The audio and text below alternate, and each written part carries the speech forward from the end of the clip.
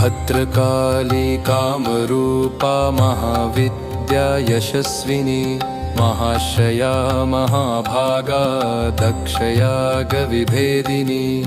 रुद्रकोपसमुद्भूता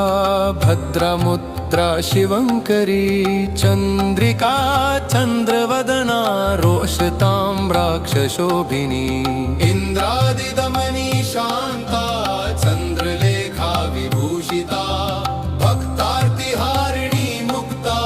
चण्डिकानन्ददायिनी Saudamini Sudha Murty